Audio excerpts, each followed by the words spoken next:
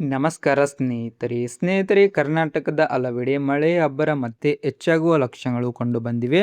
ಭಾರತೀಯ ಹವಾಮಾನ ಇಲಾಖೆ ಮುಂದಿನ 4 ದಿನಗಳ ಕಾಲ ರಾಜ್ಯದ ವಿವಿಧ ಭಾಗಗಳಲ್ಲಿ ಗುಡುಗು ಮಿಂಚು ಮತ್ತು ಬಿರುಗಾಳಿಯೊಂದಿಗೆ ಮಳೆಯಾಗುವ ಸಾಧ್ಯತೆ ಇದೆ ಎಂದು ಮುನ್ಸೂಚನೆ ನೀಡಿದೆ. ಕೆಲವು ಜಿಲ್ಲೆಗಳಿಗೆ ಯೆಲ್ಲೋ ಅಲರ್ಟ್ ಹಾಗೂ ಕರಾವಳಿ ಭಾಗದ ಕೆಲವು ಜಿಲ್ಲೆಗಳಿಗೆ ಆರೆಂಜ್ ಅಲರ್ಟ್ ಘೋಷಿಸಲಾಗಿದೆ.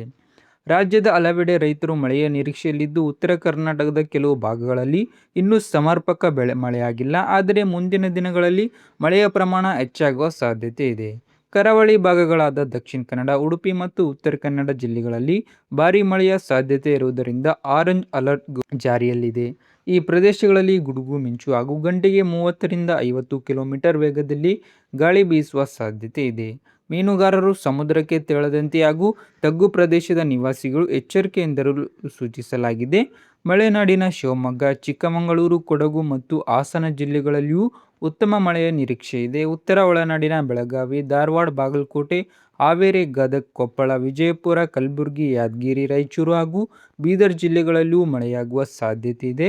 ಬೆಂಗಳೂರು ನಗರ, ಬೆಂಗಳೂರು ಗ್ರಾಮಾಂತರ, ಮೈಸೂರು, ಮಂಡ್ಯ, ತುಮಕೂರು, ರಾಮನಗರ, ಕೋಲಾರ, ಚಿಕ್ಕಬಳ್ಳಾಪುರ, ಚಿತ್ರದುರ್ಗ, ದಾವಣಗೆರೆ, ಚಾಮರಾಜನಗರ ಹಾಗೂ ವಿಜಯನಗರ ಜಿಲ್ಲೆಗಳಲ್ಲಿ ಸಾಧಾರಣ ಮಳೆಯೊಂದಿಗೆ ಗುಡುಗು ಮತ್ತು ಬಿರುಗಾಳಿ ಬೀಸುವ ಸಾಧ್ಯತೆ ಇದೆ.